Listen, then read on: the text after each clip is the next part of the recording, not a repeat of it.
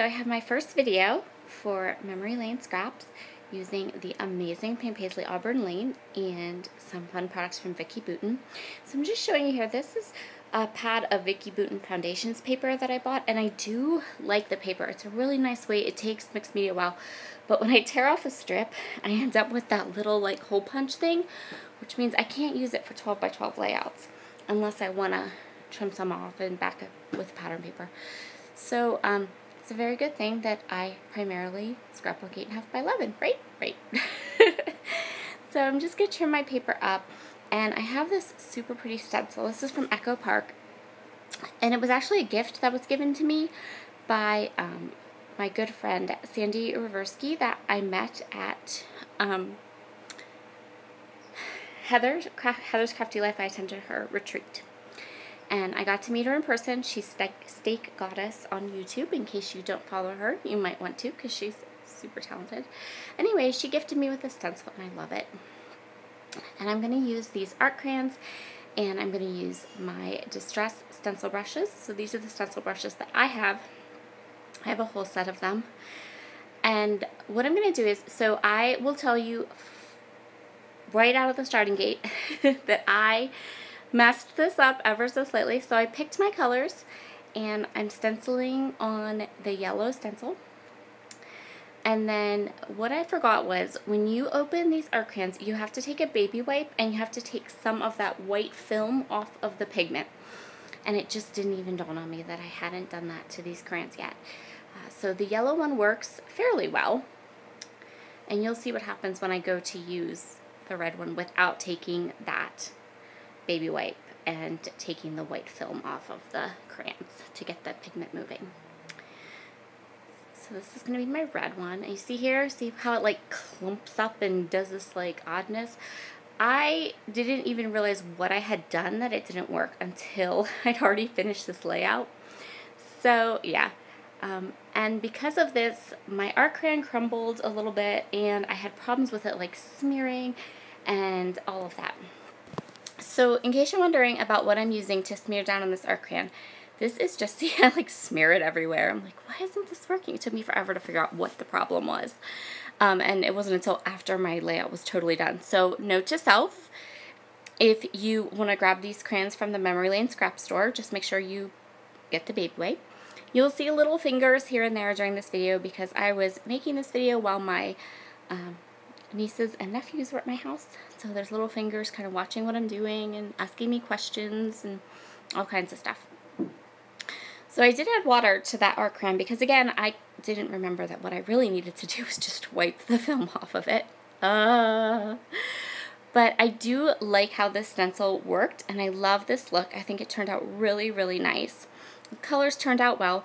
And this matte, this I'm going to call, in quotations, say it's a matte. It's not really a matte. What it is it is a picture frame glass. I have found that I love picture frame glass for things like this. And for my fuse tool, and they're, you know, it's something you can grab and that you probably have already in your house. I literally went up to my attic and just pulled some glass out of some picture frames I'm no longer using. And now I have a couple different mats that I can use that work really, really well. And they're small, and if you're looking for an easy way to have a mat, to use the fuse tool and to use some of these water-based mixed media elements as like a palette, unless you are prone to really breaking glass, I think you'll be okay. So I went through the 6x8 paper pad and I pulled all the papers that I thought would accentuate my stenciling and make my layout look awesome. And so I have some tone-on-tone mustardy color here, and I'm going to rip it and I'm going to hit it with some vintage photo distress ink, because that's my absolute favorite distress ink of all time. And I'm going to go ahead and create like a banner. So what I'm doing for this is, this design is something I do a lot. It's like an L shape, except I push the L and kind of make it a T, but not really a T, if that makes sense. It's something I do, it's one of my personal go-to designs that I find that I use quite often. There are some designs that I do tend to kind of go to, And currently, right now, I'm dealing with a lot of family stuff, and so you will find that probably the rest of this month there will be sketches and go-to designs, because I'm not, it's not that I'm not feeling creative, but I want to be able to sit down and just let my mind kind of rest from a lot of the other stuff that's going on.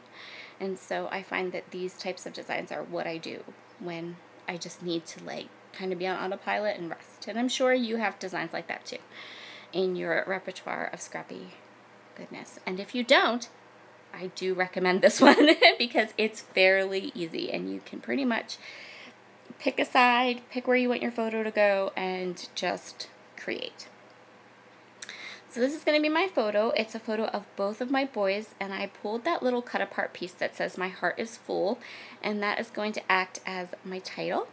I'm going to go ahead and matte these photos. This photo, I'm going to matte it once in the dark wood and once in the kind of foil paper.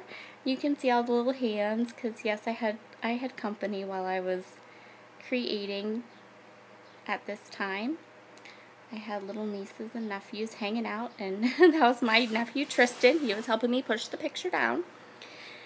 They are very, very interested, and they like it when Aunt Sara scrapbooks and they can watch. So usually when I scrapbook with them, I don't have the camera on, but I needed the camera on today because I really had to get this. I really wanted to get this layout up for memory lane. So what I did was I cut apart that floral paper just into big floral hunks, and off camera I'm going to fussy cut them. But right now I'm deciding and kind of fidgeting and picking out definite, like my photo placement and where I want it to go. So the trick for me to this design is making sure that you have two lines that go off the edge of the page. And I actually kind of stopped my video and then came back to this layout the next morning and added the little bits to kind of make that happen. So I fussy cut all these flowers, and while I was fussy cutting these flowers, I was putting them, I just would fussy cut them and then lay them where I want them. So you'll see me here kind of just gluing all these flowers down. The ones that kind of are like white, I decided to pop those up just for some dimension.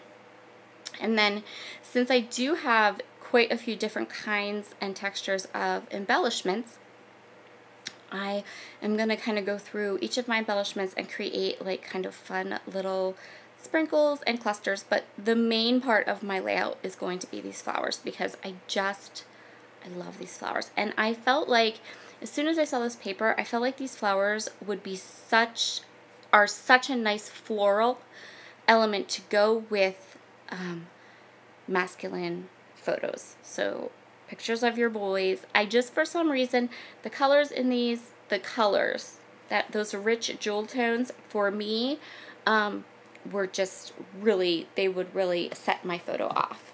And I very rarely get pictures of both my boys together, let alone both my boys together being affectionate and looking at my camera. So you might see me scrapbook this photo a couple times.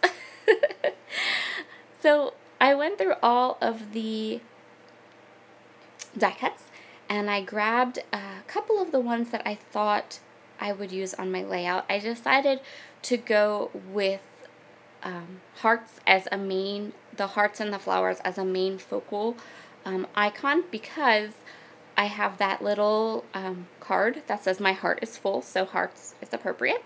And that card also has those gorgeous florals on it, so I knew that I could bring all those things together and use that on my photos.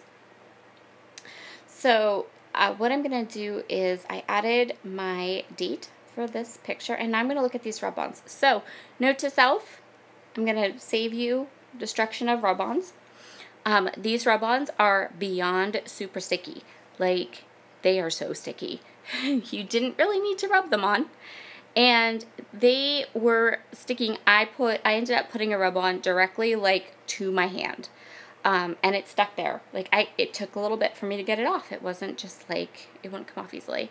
So I did end up ruining one or two of these rub-ons because I was unprepared for the insane stickiness of them, and I ended up like kind of smushing them, and they ended up on my fingers. So just a word of warning, if you grab these over in the memory lane shop, or get them in a kit, or wherever you bought, wherever, you can rest assured they are super sticky. I couldn't even believe it. So I'm going through the rub-ons. I am picking out all the little hearts and I'm sticking them where they need to go. And then honestly, I could have rubbed them on with my hand. I didn't really need to rub them on with the stick. So now I'm going to go ahead and go through the stickers and the puffy stickers to kind of fill in and places where I think I need a little bit of fill in. And then I'm also going to use this bee because he's adorable. And I just use him, just the one, but that's okay, I like it. And I can't remember, I think I had a couple stickers from the sticker sheet. Just a few here and there. And then the last thing that I'm going to do, I'm going to give it a look. I'm going to look and see. And to my eye, something's slightly off, but I can't put my finger on it. And the next morning I fix it. And the problem is that my lines that are going vertical and horizontal are not towards the bottom. They're not going off the edge. So you can see there, like, the right side is going off the edge, but the left side isn't. And the top goes off the top, but the bottom isn't. And so actually the next morning when I came downstairs, I knew what the problem was. And you'll see in the close-ups that I just grabbed like 2 little sticker pieces and tucked them under and fixed my problem. So this is the Vicki Boutin iridescent glaze that came in my kit, from Memory Lane Scraps. And I'm going to water it down. I'm going to use it a lot of different ways over the course of the month, but for this layout, I decided I wanted some sparkle. And so what I did was I just watered this down and I'm just going to splatter it.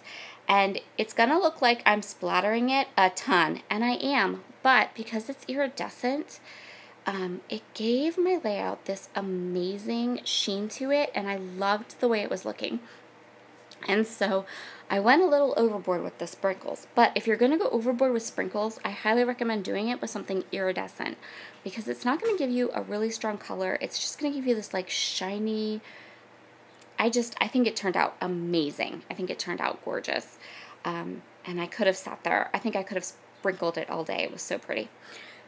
And that will pretty much complete my layout. Thank you so much for joining me today. Please be sure to head over to the Memory Lane Scrap shop, and you can use my code Sara20 to save 20% off your order, which is a pretty good deal. And then we have, you can see here in my close-up how I pushed those off to the side and completed my layout. And there's that sparkle. Look how pretty that turned out. I just think it's gorgeous. Have a wonderful day, and I'll see you all again soon. Bye!